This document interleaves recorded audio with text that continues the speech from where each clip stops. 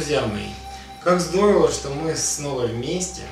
И с сегодняшнего дня я не только показываю самые эффективные упражнения.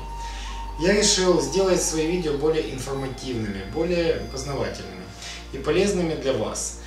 Поэтому, кроме демонстрации упражнений, я, с вашего позволения, буду передавать вам теоретические знания, накопленные за уже почти 2 десятка лет занятий бодибилдингом.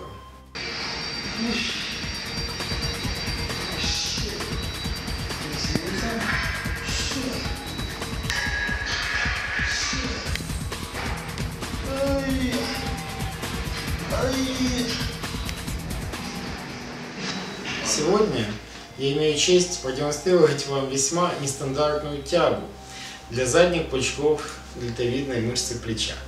В данный момент у меня далеко не лучшая физическая форма, так как я работаю как персональный тренер и консультант и очень устаю. И не готовлюсь к соревнованиям, но в свое время мне удавалось достичь огромного прогресса именно в тренировке средних и задних дельтоидов. И все благодаря именно этому упражнению, как я считаю. При правильном развитии задняя дельта — это очень массивная мышца. Это почти половина массы вашего плеча. Если вы выйдете на серьезный конкурс по бодибилдингу, имея сухие руки по 50 сантиметров, но жалкие, недоразвитые дельточки, вам не видать финала, не говоря уже о призовом месте. Ведь именно задняя дельта отлично просматривается и в позах сзади, и в позах сбоку. Это элитная мышца для эстетически развитых бодибилдеров. Ее ценность при оценке пропорциональности телосложения атлета выше, чем даже развитие голени или, скажем, предплечий. Обычная проблема в тренировке задней дельты — это рассеивание нагрузки при работе с большим весом.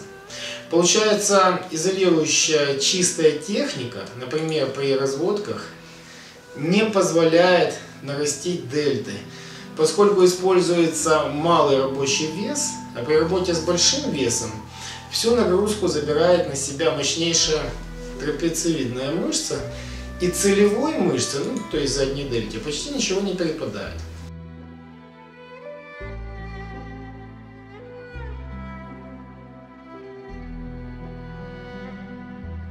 Тяга гантелей с упором головой, где-то вот этой частью, в скамью особенно ценна тем, что можно использовать огромные рабочие веса и не напрягать при этом трапецию, поскольку сведение лопаток, то есть то движение, в котором непременно участвует трапециевидная мышца спины, почти невозможно, так как вы делаете упражнение согнувшись и сутулившись, скруглив позвоночник.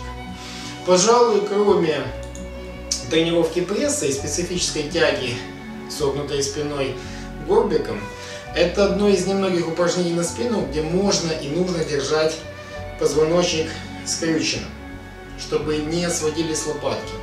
Поэтому спортсменам, которые тренируются менее 6, а то и 12 месяцев, пожалуй, не могу порекомендовать делать это упражнение, не могу на себя взять такую ответственность. Но в течение нескольких лет лично я выполнял именно тягу с упором головой, которую позаимствовал у обладателя очень развитых, но заметьте, изначально генетически слабых дельт, многократного чемпиона по версии FBB Александра Бойченко, которого я считаю одним из моих учителей, передавших мне свой ценнейший спортивно-тренировочный опыт. Я никогда не видел, чтобы подготовленный спортсмен травмировался в данном упражнении. Заметьте, подготовленное слово.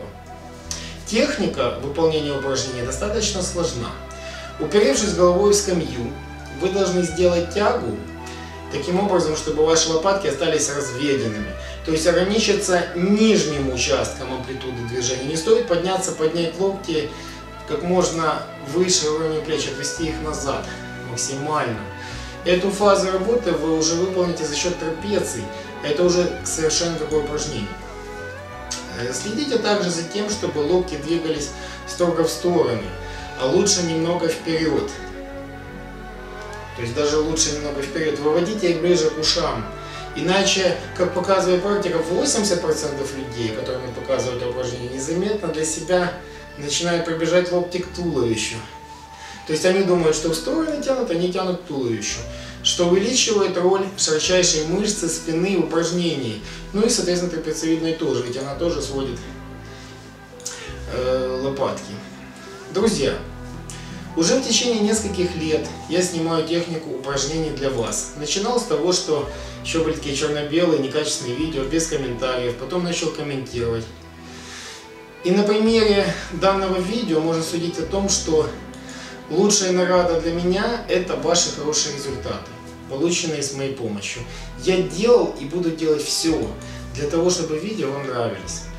Но вот тут возникла другая проблема, так как я предлагаю постичь технику сотен упражнений, и это только часть моей методики упражнений, есть же еще много других видео, становится трудно найти на YouTube нужный видеоролик. Но тут есть несколько вариантов решения проблемы. Зайдя на мой канал на YouTube, можно увидеть плейлисты. Плейлисты – это подборка упражнений на каждую тему. Тренировка рук, тренировка ног, спины, диеты, юмор, тренировка красивых девушек в красивых обтягивающих топиках. Выбирайте плейлист, который вам ближе по душе, и смотрите только то, что именно вам нужно, что вам нравится. Не нужно заставлять себя через силу смотреть то, что вам не по душе. Ведь я стараюсь работать для вас, а всем не угодишь, поэтому есть разделение по тематике, даже по стилю съемки. Также существует деление роликов по цвету. Я имею в виду цвет персонализированных значков, то есть заставка на видео, которую вы видите до того, как нажать play.